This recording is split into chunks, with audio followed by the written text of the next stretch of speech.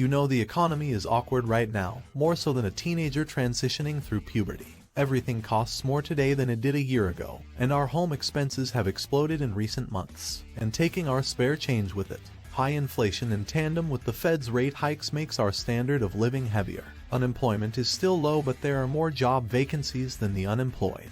Many people are underestimating what will happen next due to the peculiar market instability, but that would be a catastrophic mistake. Today we'll discuss what's happening and why you need cash for what's next. What will the next few years bring? We're headed for a recession, which is no surprise. I'd say this is a once-in-a-lifetime recession, but 2008's was probably similar in size. Recessions seem to be getting worse with each cycle. Productivity and economic activity will fall globally for at least a year, and the effects of a recession will last longer. If we compare what's likely to happen now to 2008, our economies only shrank for a few quarters, but the effects lasted years, with job markets badly affected and earnings not recovering until 2012 on average. This crumbling economy will immediately affect your life. The failing economy is a symptom, not a cause. Behind the scenes, 2022 will be more of the same. Inflation has reached approximately 10% in the US, and considerably above that level in many regions. This does two things. First, it makes people poorer because most haven't seen a 10% salary increase, so proportionately, most folks are poorer than a year or two ago.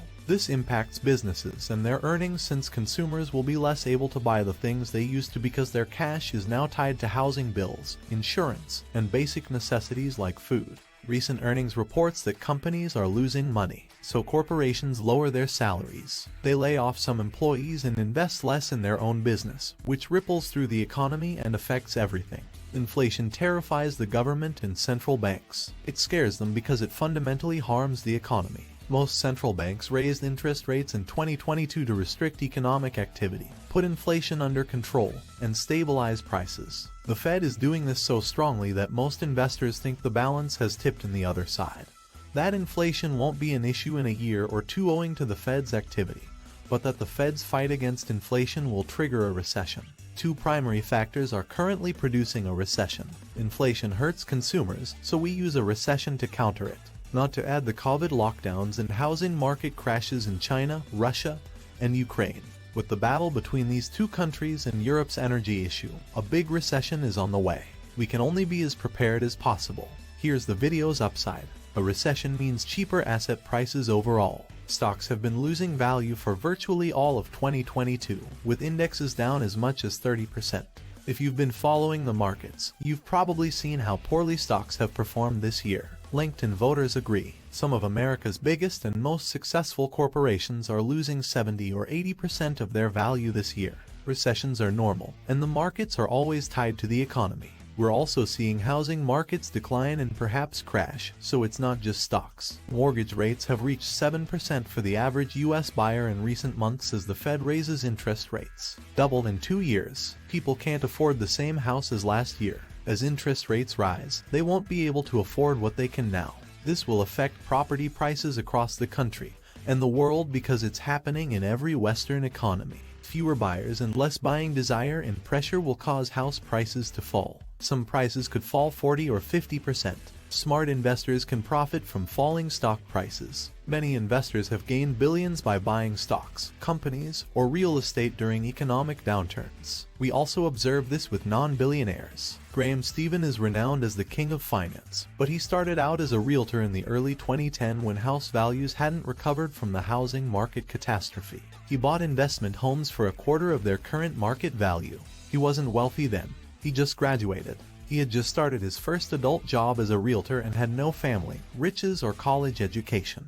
Being at the right place at the right time and making the correct decisions helped. He bought homes for a fraction of their genuine value, which made him millions. I prefer passive investments. If that's you, fine. Nothing prevents you from buying low-priced stock assets. The indices are down a lot this year, with the Nasdaq plunging below 30% at points, while some good blue-chip companies like Google or Amazon are down 40% or 50%.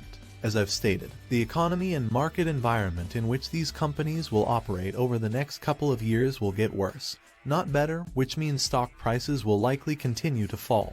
Also, the Fed is still tightening monetary policy. They're still shrinking their balance sheet, draining market liquidity, and raising interest rates every month. They've declared they want to destroy the job market because until then, they can't be sure inflation would rise. Unemployment and consumer expenditure will grow. No asset class will be immune, therefore prices will continue low or fall. You probably know where this video is headed. I'm suggesting we have a huge opportunity in the next year to invest at rock bottom prices and see our investments soar in the years after this recession.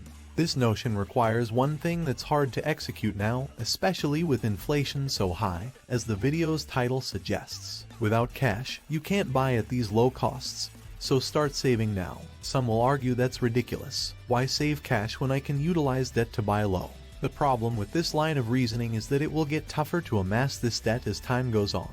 When everyone can't pay their credit cards, car loans, and mortgages, banks will be stricter with debt. This makes it hard to profit from the low prices. Some may say, if the markets are going to struggle for a couple of years, why save now when I can do it later and avoid inflation?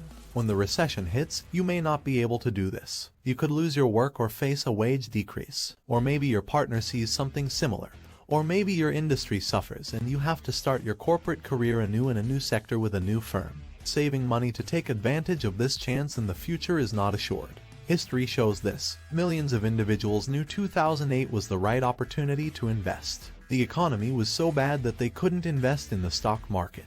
They needed every dime to survive. Many people wanted to buy homes at rock bottom prices, but 0% down mortgages were gone and they didn't have the funds for down payments. If you want to make this recession work for you so you come out better off, start now. There's another reason to save money besides making millions in a market meltdown. You may be unlucky this time. Your company may fail, and others in the same industry may too. In those instances, having cash will be invaluable. We all look back at the stock charts during 2008 or the 2000.com disaster and wonder how someone could be so idiotic to sell while the line was heading down, knowing it would go back up. Some folks got it wrong and sold at the lowest, then invested when the markets recovered and lost everything. During the recession that followed the housing market meltdown, most people sold their investments out of necessity. They needed that money to pay their bills, keep a roof over their heads, eat, and keep their kids in school. They couldn't wait till the markets rebounded. This time, many people will invest all in, 100% guaranteed that these assets will increase in value. When disaster hits, some will be compelled to sell at the bottom to save their lives. Having cash reserves can help you avoid this disaster. It's simple. In this market meltdown, you should save money. Until then, remain calm.